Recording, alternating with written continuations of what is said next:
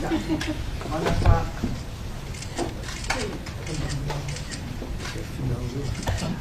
me?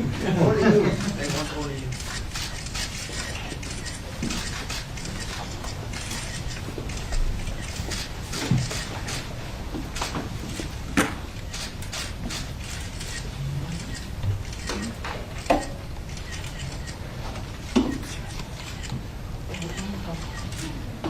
そちらの席どうぞ空いてる方おかけになってください。はい、そっちもどうぞ、どちらでも大丈夫です。ではこの辺でいかがでしょうか。待会儿给 case， 如果有些英文我没有听得很清楚，麻烦你再提醒我一下。这是この辺でいかがでしょうか。お席にお戻りになってください。我的汉语已经不行了，我的英语也已经不行了。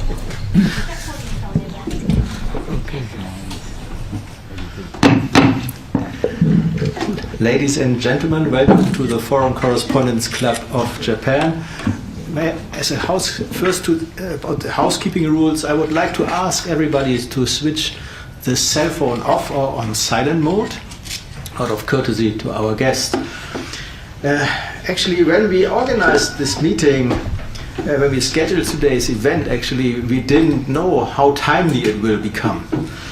As you know, our guest speaker is Wang Dan, the leader of the Tiananmen, one of the leaders of the Tiananmen protests in China in 1989. Now, more than 33 years later, to the surprise of most, actually, another protest sprung into life in China, likely a very short life, I guess. All over China, people went to the streets, also at his alma mater, the Beijing University, I think people also went protesting. And what started as a protest against anti-corona measures of the Chinese government occasionally even turned into anti-government, protest against the Communist Party of China. What happens now and next, I guess, our guest might know all too well. It has already started. I think the first protesters have already been arrested, and more oppression might be in the cards. He was put in jail as well, actually twice, and later, during his second term, he was deported to the United States, where he is living in exile ever since. Now he is on the road talking about China and his view on China, and now today he is our guest and will talk to us about how he sees China to develop in the future and what role China will play in the international community. Please give our guest a very warm welcome. Thank you very much for your introduction. It's my truly honor to be here again. It's not the first time I've been here, maybe the third or fourth time. I planned this visit, actually it's a long time ago. So the purpose is not give this press conference because at that time not so many things happened. My main purpose of this visit to Tokyo is going to announce one news is in 2018 I founded a think tank in Washington D.C. We call it Dialogue China. We focus on China issues. It's not mean I'm going to dialogue with CCP or Chinese government. It mean we truly want to have a dialogue with various forces talking about China issues. This is the main purpose of the think tank. We have headquarters in Washington, D.C. Now we have another branch in Taiwan. So today I'm here in Tokyo, and tomorrow we are going to announce we will have a branch of this think tank in Japan. And later we will have other branches in Australia, New Zealand, and South Korea. That's my main purpose, but in past months, many things happened. Xi Jinping take his power as the third term, and young generation suddenly go to street, and Jiang Zemin died. So many things happened and make me very busy actually. But I just want to give a short remark, talk about my feeling about this we call it student movement or revolution, I don't know. But I have some feeling, because watching this protest has really brought back my memories of 33 years ago, from when I was just a student protesting in the Tiananmen Square. The first feeling that came to my mind when I witnessed the incredible protest across China was the spirit of 1989 has come again after 33 years. People are fed up with the endless lockdown and the stagnant economy. And finally, the death of Urumqi fire sparked people's outrage. So watching videos from internet of Chinese university students chanting, "Give me liberty or give me death," has brought me tears and hopes.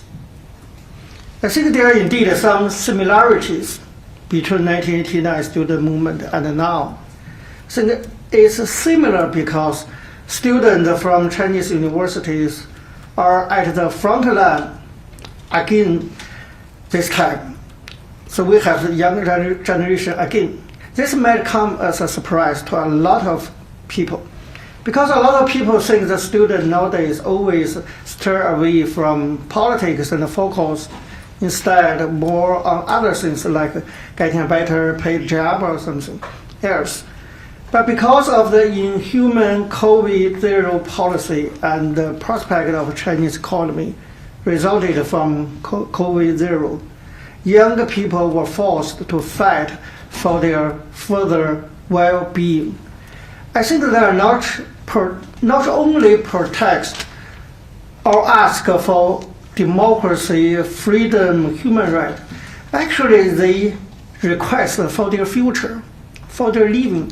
They want to survive in this time. So it's not a very abstract idea about democracy and human rights. They have very concrete worry.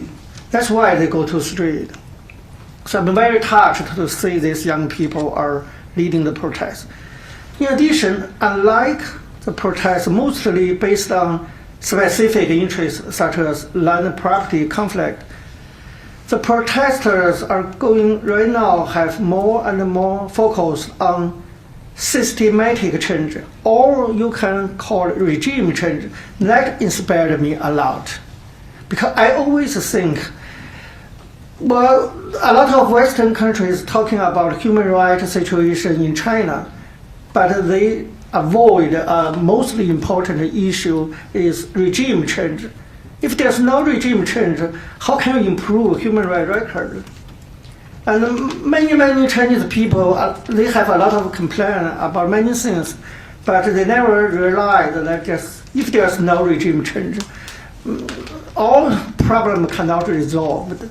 But this time, what inspired me is finally our young generation, Chinese people, realized there must be regime change or systematic change. As we have seen in the videos, many people shouted political slogans, which really surprised me. They shout, "CCP stepped down," Xi Jinping stepped down. Even in 1989, it's only the last stage of the movement we saw the CCP step down. At the beginning of that movement, we said we follow the step of CCP.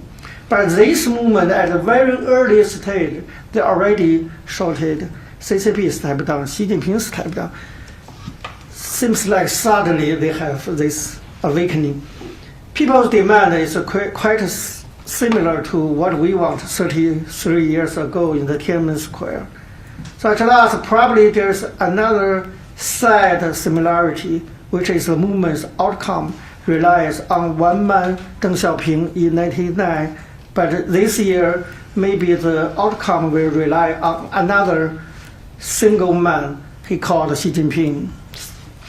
However, there are also some differences between now and 1989. One difference is in 1989, we have organization. We have organizers, and I was one of them. But this time, I think young generation learned the lesson from what happened in 1919 in Hong Kong. So they adopted the strategy of what we call be water. So you cannot find any organization, you cannot find any leaders. This is quite different from our strategy back to 33 years ago. It's also different from 1989 because at that time we had a relative open environment and people were already engaging in smaller democratic gathering for years. For example, 1 year before 1989, I already routinely gathered the student, we call it a democracy salon at the campus of Peking University. So I already gathering and mobilized. By this time, you don't know where they come from. Nobody knows where they come from. The current protests that happened during an increasingly tightening political environment is quite different from 1989. From 1987 to 1989 is a very liberal time in the history of PRC. That inspired us to go to street. But this time is quite different. The environment is very bad. The government, we all expect the government will crack down any protest. Under these circumstances, they went to street. So I think they are more brave than us. And thanks to 3 decades of Chinese economic growth, the authority has more resources to operate people now. But they're still brave enough to go to street. People are taking to the street because of the government relentlessness to adapt. This is why I think the people that are protesting today are very, very brave. And they are absolutely an inspiration to all of us. I hope their action can encourage the next generation or other Chinese peoples. I think the more people go on the street, the more safety people or those protesters have. Currently, the protests still going on mainly on internet. Since it's the first time that Chinese people go on the street all over the country since 1989, it's harder to project what is going to happen next. They seem to stop right now, but we don't know, maybe next week or next 2 weeks, we don't know what will happen. The only thing I can confirm is China has headed into a brand new era. I call it a brand new era. It's quite new. The situation is no longer the same as the past 3 decades. The police has arrested many protesters. The central government still remains silent about the mass protest for now. I think if protesters continues, there may be more conflict between the police and the young protesters, just like what we've seen in Hong Kong in 2019. The police in Chinese cities will exercise more brutal repression on the protesters, like Hong Kong police. We also cannot rule out the possibility of a military operation like 33 years ago in Tiananmen Square. I think that possibility is still there. Anyway, it's up to Xi Jinping's mind. Some people say the protesters are useless, but I think the protesters will be wiped off and everything will remain. This is not me, but many people think the protesters will be wiped off and everything will remain the same. But I strongly disagree with this cynical opinion. The protests that are going right now across China will have significant influence on China's society, even they are cracked down by the CCP. The most important impact that the protests have achieved is communication between large scale of Chinese citizens. Due to strict censorship, Chinese people cannot openly discuss and exchange their opinions on political issues, and now they can do it. So it's difficult for Chinese in the past decades, it's difficult for Chinese people to organize our coalition based on common beliefs. The mass protests have given Chinese people a chance to communicate with people. And the second important significance, I think, is this is truly a challenge or humiliate to the Xi Jinping himself. It's a heavy blow to his face. It's at his early stage of the third term. I think that will make Xi Jinping very angry and he will feel lost face. So that's why I think maybe eventually he will decide to crack down because he cannot afford the price of losing face. Now Beijing's top security body on Tuesday warned that authority would crack down on the protests in China. We all know that. And I'm very much worried about the future.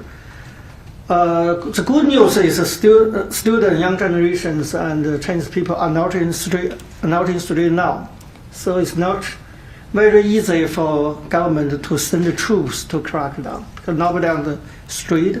I predict maybe in the future they are going to try to arrest more young students or people who they think are organizers, but that might be the next step. So I'm here to appeal for international communities to pay attention to the situation, because my personal experience is if you can draw attention from the international community, your situation in the jail or in the police station will be much better. That's my personal experience. So for international community, our next job is pay attention to those cases, human rights cases, for those protesters who will be arrested for the police and pay attention to their future. It's very important. Yeah, I think I just stop here. Just a short remark. Okay, thank you very much for the short speech, and now I will open the floor to questions from journalists first. And while you are preparing your questions, I have one question, basically a follow-up question to what you have said. You mentioned that the new generation acts like water. Could you explain what this means? Be water. Yeah, be water. Be water is coming from the experience of Hong Kongers in 2019. That means you cannot find one certain organization to try to organize this protest. There's no this organization. Therefore, there's no leader. It's different from 33 years ago. We have a lot of organizations, a lot of leaders. But this time in Beijing, I don't think CCP can label one person as the leader for the whole protest. It's a very smart strategy, I think. Do you have an idea how this works? Because they were showing the same white papers. There seem to be some similarities in these protests, but without organization. How do they organize? It will work because it's situation changed. In 1989, we don't have internet, so we must have individual as leaders, and we do need organization because we don't have internet to mobilize the people and other students. But now we have internet, so we actually do not need one single leader. I hear that there are a lot of Telegram group or WeChat group on internet. Many protesters gathering on internet and discuss, use fake ID to discuss what we were going to do. So because we have a new tool of social movement, which is internet, so they can adapt this be water strategy. But we cannot take this 33 years ago. Internet is very important. So, any questions from the floor? First journalists, okay? Then later associate members. Yeah.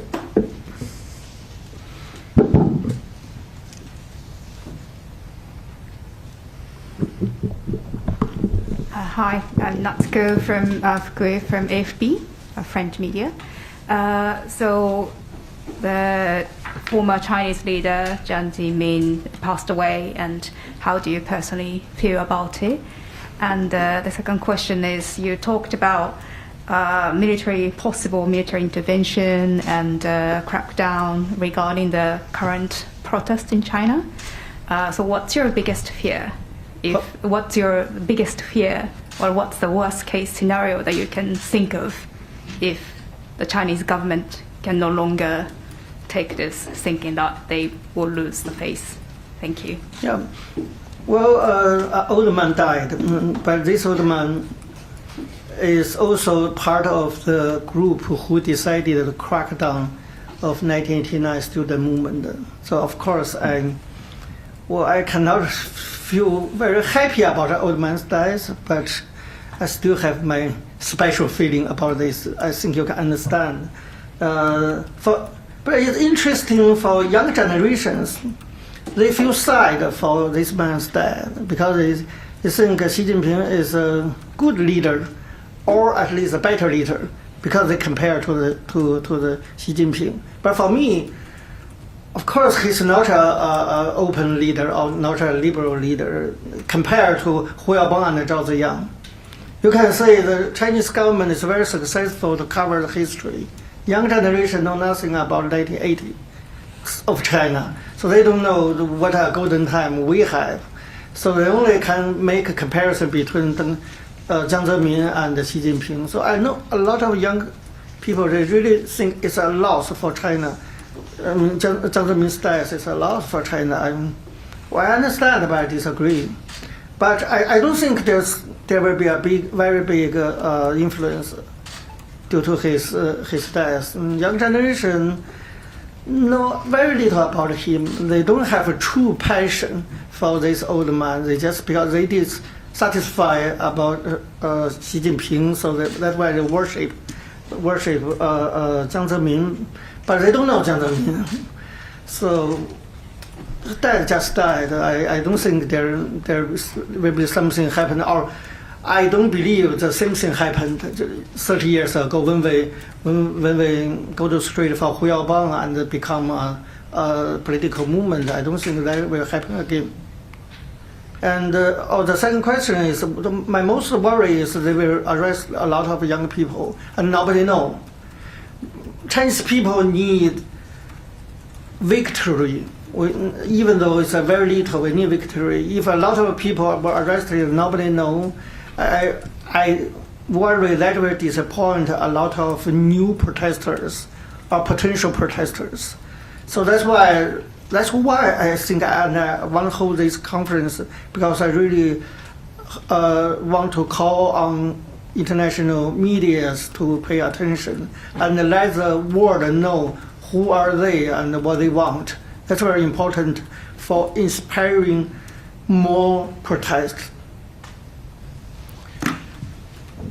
You mentioned history. We have one question regarding history from our online community. Ilgin Yilmaz from BBC World Turkish asks, you are both a history maker and now a history scholar.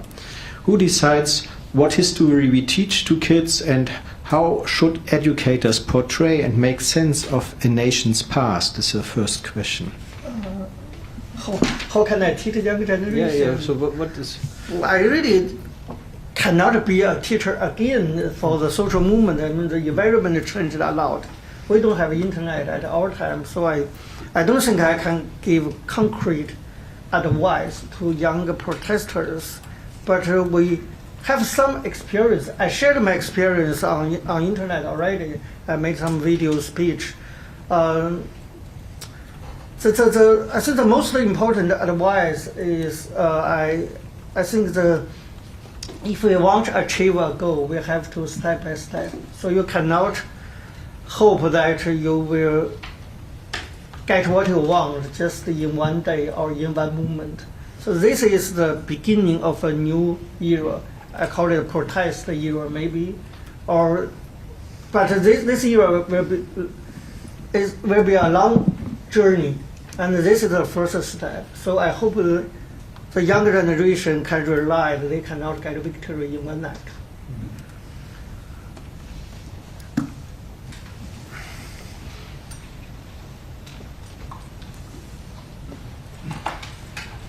nice to meet you again, Dan, after so many years. I'm Dorian Malovic from the French national daily La Croix, based in Tokyo. My question is now, what are the options of Xi Jinping now? I mean, he set up a trap to himself with this zero COVID policy, right? So now, what are the options? Whether to mild a little bit the zero COVID policy with the risk of more infections and many people dying, or stay the same, and then people might still be very angry against him. Thank you. Thank you. It's a very good question. And my answer is actually, I don't know. Even I'm Xi Jinping, I don't know how to do it. Yeah, it's really difficult for him to make a decision. If he give up his policy, his authority will be attacked. And he worried about it very much because a lot of people, even inside the party, not satisfied about his third team. So he cannot afford of losing his face. So I can't imagine how can he give up this zero clearing policy. But otherwise, how can he keep this policy for a long time? I also cannot imagine. If he keep this policy, well, it'll be very easy to predict another protest wave will happen soon. So, well, I can guess, because if you pay attention to these 2 days news from Chinese authority, they are trying to lose some restriction. As my experience about CCP, I think they will have 2 steps. One step, surely they will try to calm down the situation, try to lose a little bit restriction of COVID policy. But I think this is just for short time being. When students go home and when they think they're secure, that no more protests will happen, I guess the policy will come back. Just give Xi Jinping's face. So I guess they will have this time. And the next step, if they take back the old policy, and if there's another protest happened, they will very brutally crack down the protest. That's 2 stages. They always take this 2-stage policy. Okay. Another question from Ilgin. You mentioned, I saw you, you're on the list. No, wait a moment. Okay. Then. Can you? Okay. So, protesters in China want the government to roll back its strict pandemic policies. The question is, which many blame for trapping those who died in the Urumqi apartment house fire this week. But the rare direct criticism of the China top leadership has raised many eyebrows overseas. How can the media avoid that the coverage is running the risk of painting this organic homegrown movement as foreign interference? Well, you cannot do this. CCP most likely will use this excuse to crack down student movement or to crack down the protest. They already did that last week. They said that the foreign journalist, the BBC's reporter, was detained, and that's the signals. They will try to use this excuse. And we have some announcement outside China. I think there will be another excuse for them. Said that those bad guys outside China want to try to make trouble of CCP. So I don't think. Otherwise, we do nothing, or we do not support, or we do not pay attention. Otherwise, they will do this. There's no way to avoid this how to say, 风险, this. Yeah. Okay, another question from the floor? No? Yeah, please.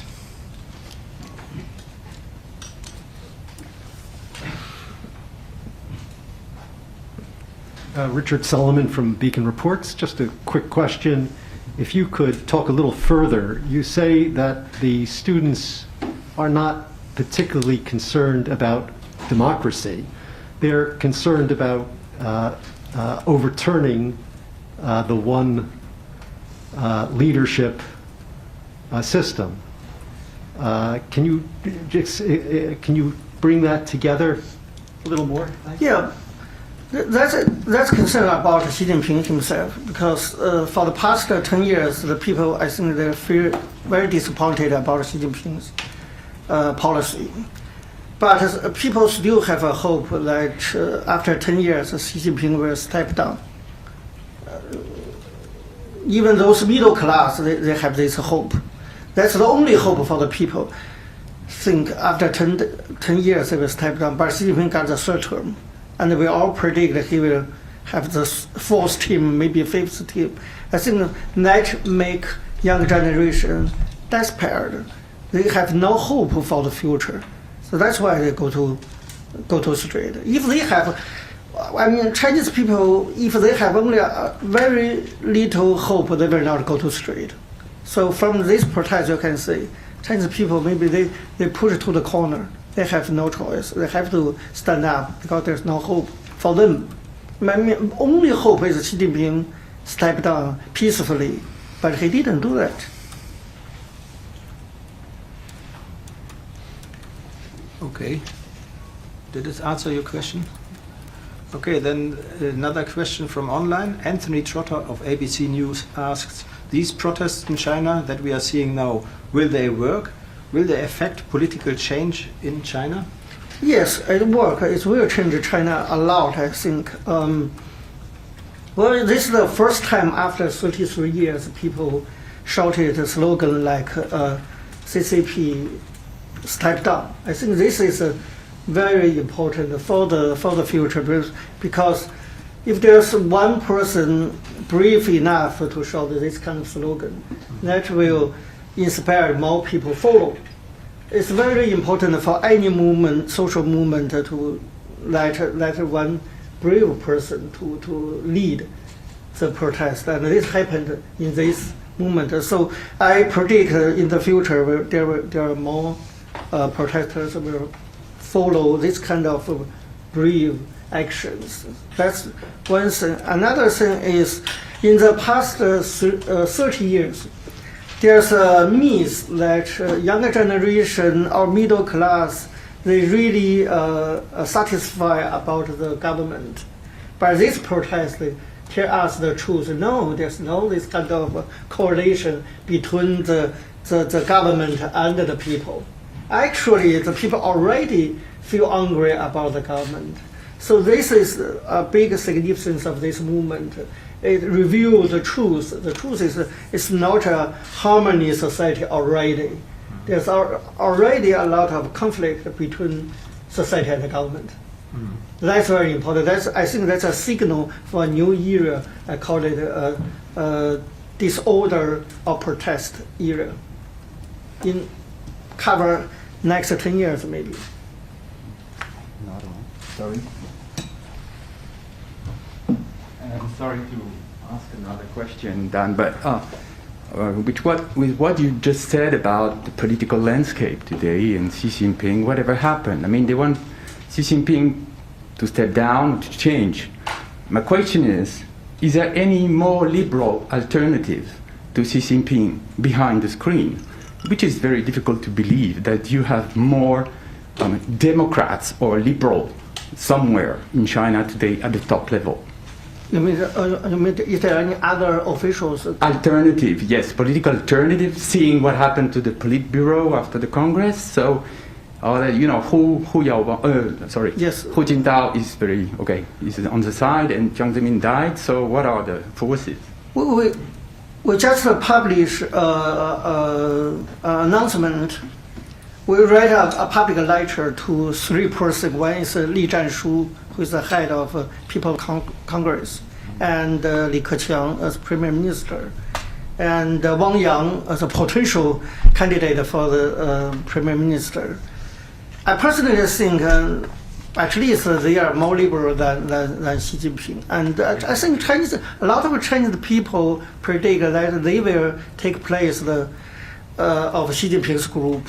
I mean, so-called 团派, how to say, 共青团, Youth League.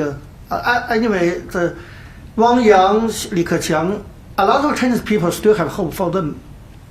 So maybe the best outcome is there's some disagreement happened inside the party, and if Xi Jinping criticized by other top leaders, they still there. I mean, Wang Yang and Li Keqiang push Xi Jinping to criticize himself. That's the big victory. But I personally think that will not happen. Yeah, because the Xi Jinping already take all the power. The most important is the military. He has already controlled the military. So I don't believe that happened. But this movement give me a lesson. You cannot predict everything. There's always something suddenly happen, just like what happened in former Russia. It's just everything happened just in one night. So I don't know. But I hope that's the best outcome. And Xi Jinping step down. That will give China a chance to start again.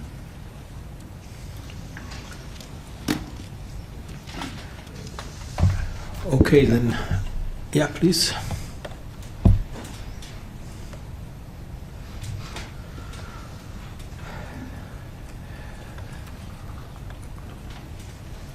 Thank you.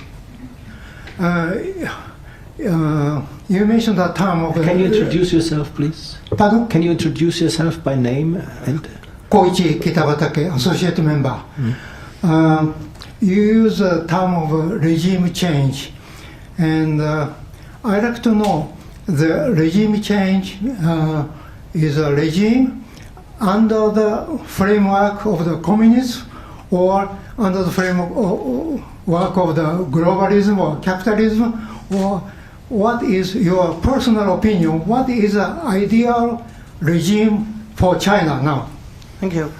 My personal idea, of course, is the political system should be based on constitution. So my personal belief is constitutionalism. Everything you must rule by law, rule for the people, not like this, not like today's China. So they're quite very simple. I don't have a very abstract idea like democracy, freedom. I think constitution is very important, and that's the main. How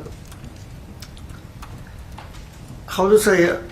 What we want to do in United States, I mean, our think tank, is try to prepare a new constitution for the future's China, if that will come. But we don't know when and how it will happen, but we must do preparation. And what we are prepared for is a new constitution. So I think that's the one single thing I focus. Yeah, please. Go ahead.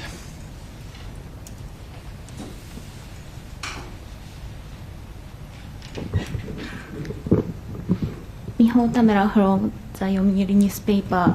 I have a question.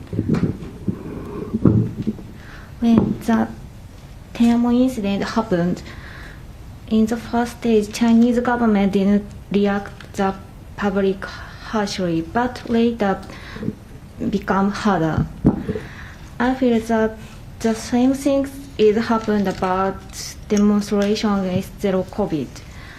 How do you think about it? The direction was not so harsh, but then it got harsher in 1800. Yes. So how do you think about this development now? I think this time will be same. Same in 1989. I mean, they have a soft policy first, try the tempo, and if there are still protests, next time they will use military. This model will used again in this time. So the outcome will decided on those protesters, if they will continue to protest. If they continue, I worry they will be cracked down. Looking at another difference, maybe or similarity, I don't know. Please tell me. To '89 is that this time there were also big workers' protests in the Foxconn factory in Zhangzhou, I think. Do you think that there's a connection, or is this just a correlation? I can't say there's a correlation between these protesters with workers. You know, Fushikang's workers, they have very specific requests for their own money or for their own benefit. But those protesters, they have a high-level request for the systematic change. So you cannot say, at least they didn't communicate very, very good. Mm-hmm. So there's no connection, you think? I don't think so. But if you look at the public unrest in China, where also now workers go to the street, like at the Foxconn factory, even having battles with the police, do you think that this discontent is much more widespread in the Chinese, among the Chinese people? I mean, the discontent with it. But in the whole history of PRC, we never see any one single protest initiated by workers. I don't know the reason exactly, but that's the fact. There's no.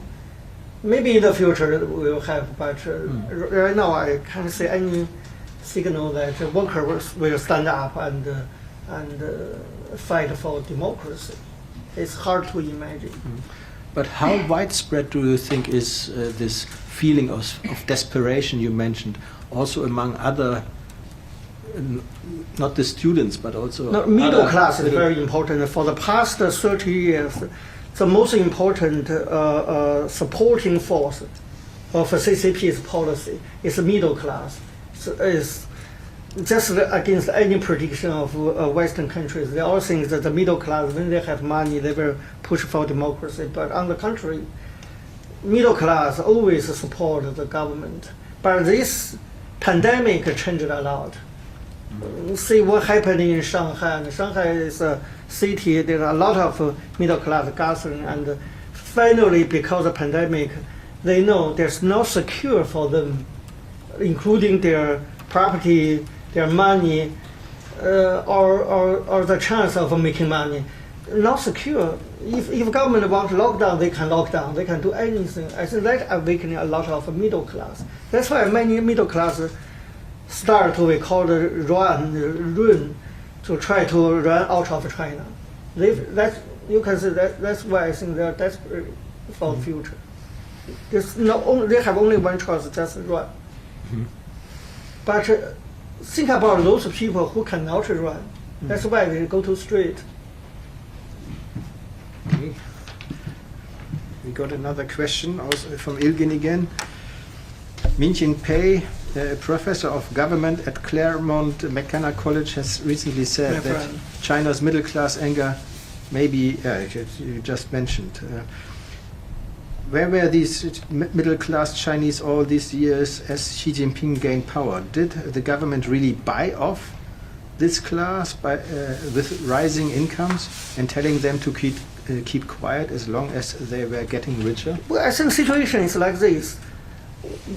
One reason of China can make such rapid economic growth because they cooperate with middle class.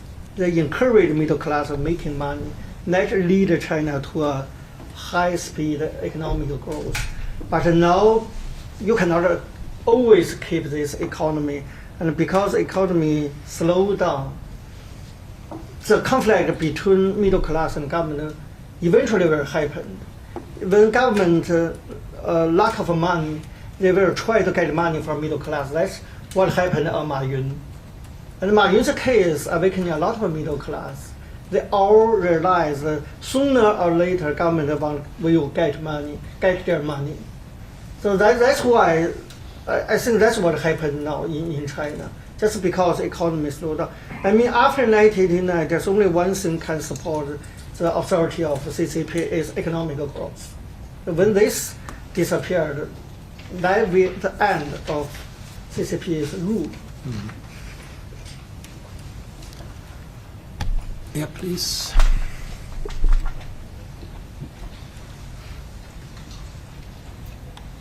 Hi, this is Chisato Tanaka from Associate Press. Do you think this movement will further gain momentum and turn into something big, or if that's not the case, why do you think that's not the case? Or if you think this will turn into something big, why would that be? Well, now we can see the protesters are already back to home or back to school now.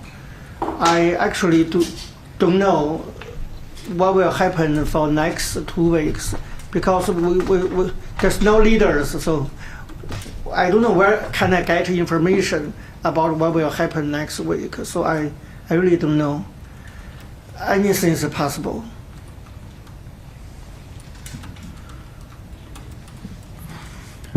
Okay, looking at China in the current times, do you think that there are also ruptures within the Communist Party, in the government system, especially very big conflicts? Will there be conflicts between the central government and the local governments?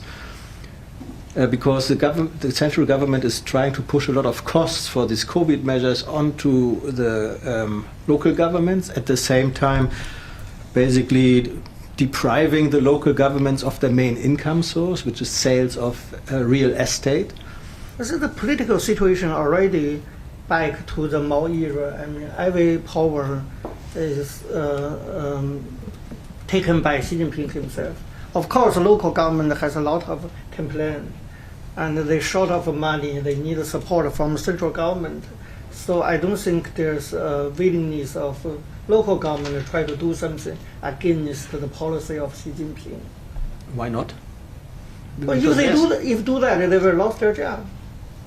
And you can say Xi Jinping, even Hu Jintao have some disagreement, just like Hu Jintao get out of the conference. So no, in Hebei province, Shijiazhuang, they did try to change the policy a little bit 1 or 2 weeks ago.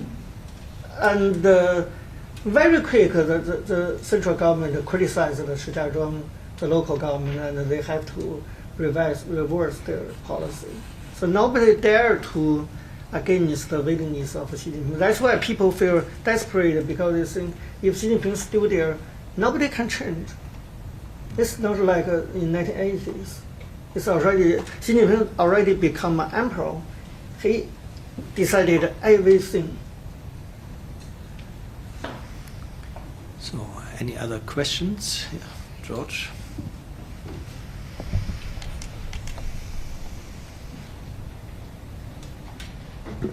I'm working for Swiss television. My name is Baumgartner. To distract the people and maybe to get the support of part of Chinese population, Xi Jinping might use the nationalist card and threaten again to invade Taiwan. What do you think? And second point is the hard line of the United States against China now. Can it benefit the students who are demonstrating? You mean CCP benefit from? What's the No, second? The Americans now have taken a very tough line against China regarding trade and so on. Do you think the attitude of the United States vis-à-vis China now can encourage the students to try to change the regime? The first question is what I'm worrying. I really think, so not only because this protest is naturally the Xi Jinping's ambition to take Taiwan back, and only by taking Taiwan back he can have longer term of control. So I do believe that Xi Jinping will attack Taiwan in short future, even though I don't know when. But a lot of international experts predict this will happen. Unfortunately, Taiwanese people do not believe this, except that Taiwanese people all the people believe, and especially Chinese people believe Xi Jinping will do this, but we don't know when. And I think that will not happen very soon, because he has to settle down the power arrangement and try to resolve the problem of a pandemic. But when all this passed, the next thing for Xi Jinping is to try to deal with Taiwan problem. That's why I moved back to Taiwan and try to stand with the Taiwanese people together. Secondly, I don't think U.S.'s attitude will change a lot. And actually, a lot of young generation, young protesters, they are very be careful about the participate of foreign influence, because CCP government usually use this to attack protesters. So I already tried to persuade some foreign forces to interfere in these affairs, to let them fight for themselves. If we see a lot, maybe we will give government an excuse. And those protesters, they also have this worry. So I wish U.S. government should be careful on this issue. But they must pay attention, and if there's crackdown, they have to stand up.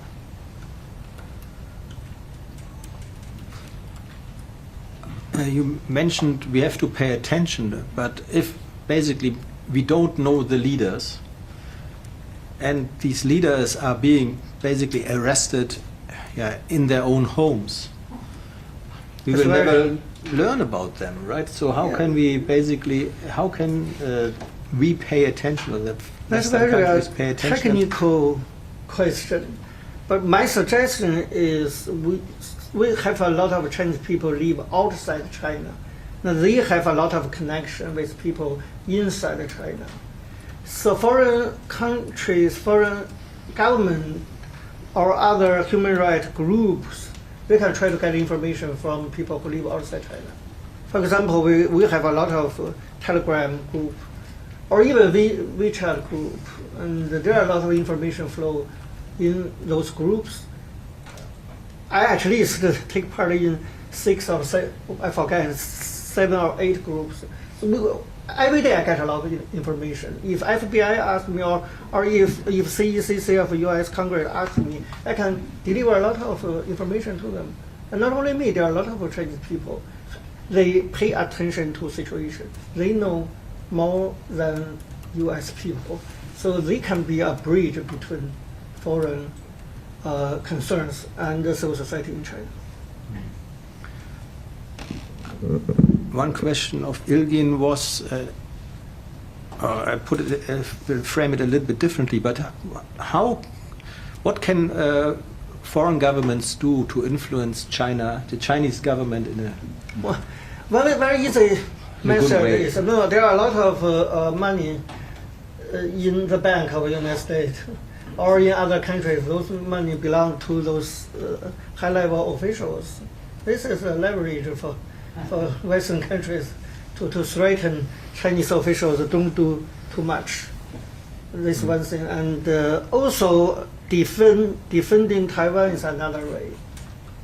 Because if you let Xi Jinping take Taiwan back, it will be more difficult for Western countries to stop Xi Jinping's ambition. So stay together and show support to defend Taiwan is important, not only for Taiwan issue, it's for the China issue. And I also think, but maybe we have, for a long time, we have a misconcept that there's no China issue. I think it's China issue already become China problem.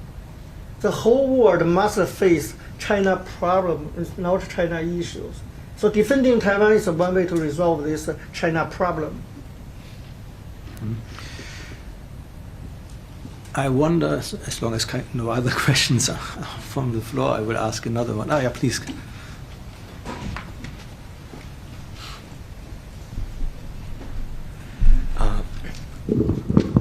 My name is Kay, staff writer of Business Insider. I have one question. In 1989, Tiananmen Square movement was triggered by the death of Fu Yaobang.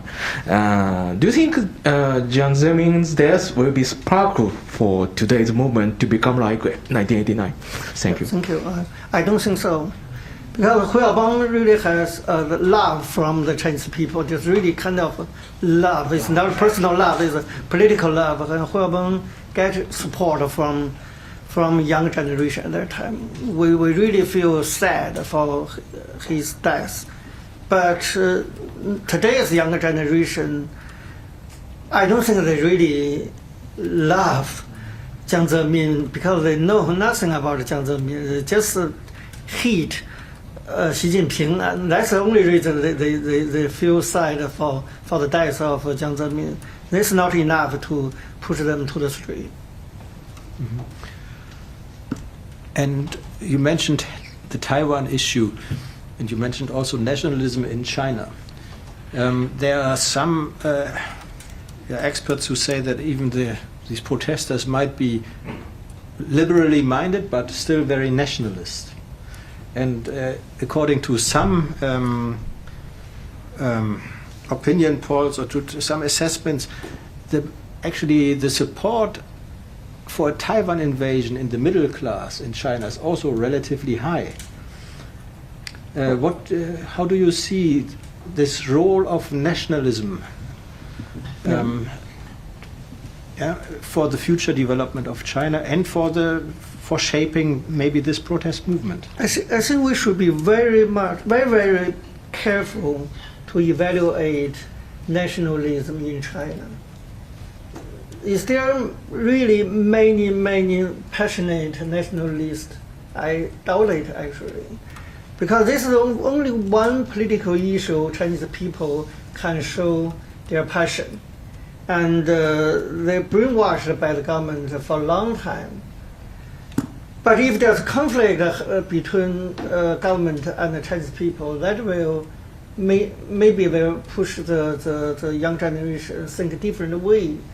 If they believe the government cheated them for a long time, that maybe will change their attitude. That's one thing. Another thing is, well, if there's really a lot of nationalists, young nationalists in China, why so many middle class and young generation want to go to other country to study or just move permanently? If they really love this country, if they are the real nationalists. So that's why I think that we must be very careful. If we look at the internet, there's atmosphere looks like many people support to take back Taiwan, but I doubt that's true or not.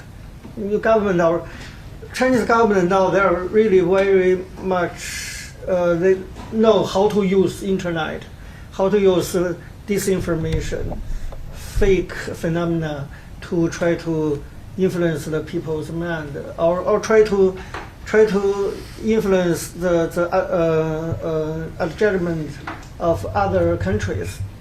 But I always persuade the friend in U.S. that I personally don't believe Chinese people really care Taiwan issue so much. They have their own problem everywhere. If there's democracy, they were very busy to care about their own benefit. And Taiwan is so far away, I doubt they really want to take it back. I doubt this support. Okay. If there's no question, we are also reaching the end of our event. In this case, okay, let me close the event for today. Thank you. Thank you very much. Thank you. And it is custom in our club. I also want to present 1 year honorary membership to you. So when you once again, when you come back, please Thank you. have lunch with us or coffee. Thank you.